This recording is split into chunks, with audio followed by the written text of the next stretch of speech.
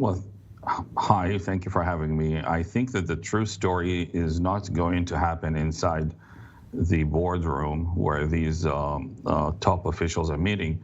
I think the true story is happening outside the boardroom and behind the scenes in the interaction between Iranian diplomats and Western diplomats. Iran has a vested interest in the outcome, in the official, formal diplomatic outcome of these meetings, and I can imagine that there is intensive exchange of promises and threats behind the scenes. Yeah. And that will project into the boardroom. It will project into the final decision, be that as it may.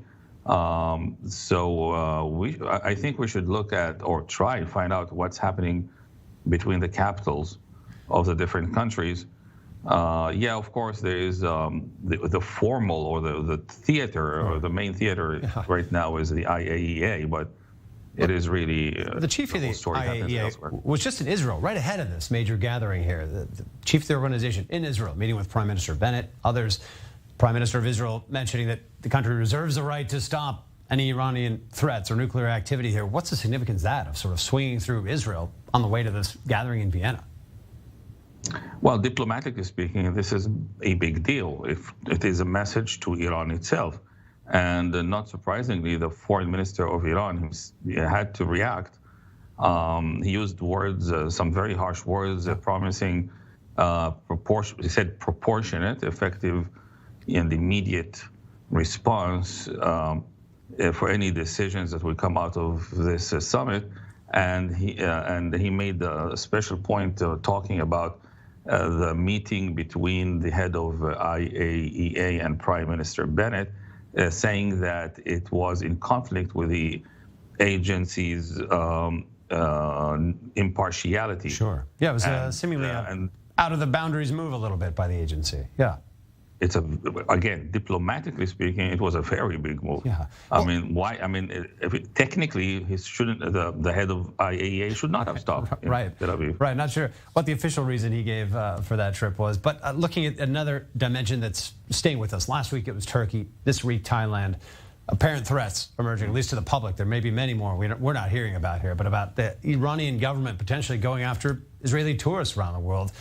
Is this an inevitable part of this shadow war ongoing right now, that if the Iranian government sets out, they're going to find a target to attack? What does this issue fit in the picture? How big of a danger or threat is this to overturning the whole situation?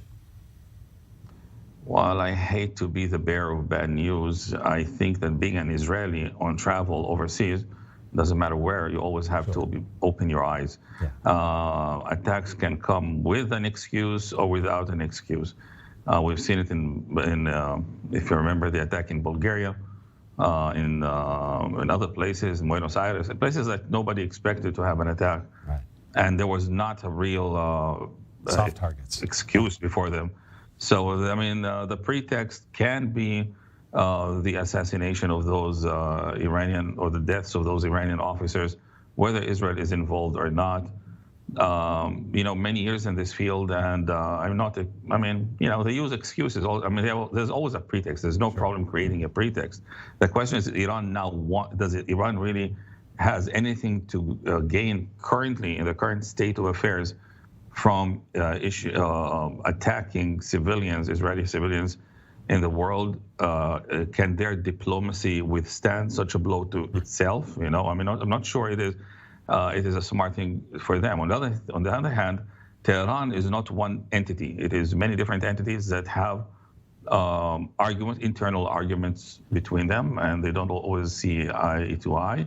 As it is the case usually in the world, the foreign ministry is usually want to be more diplomatic, have more conversation, give a chance putting on a to different face soft to the power. Yes. And so we could be attacked anywhere. So what's the big deal? I mean, I always tell Israelis, be careful, and also in the Jewish institutions elsewhere, do what you have to do, travel the world, just pay attention to the warnings from the authorities. Take care of yourself. Nothing new, as you mentioned here, unfortunately. A long-time reality for Israelis traveling, although these warnings are certainly getting our attention. Dr. Fadi Esmaeel, thanks for being with us. Thank you for having me. Have a good day.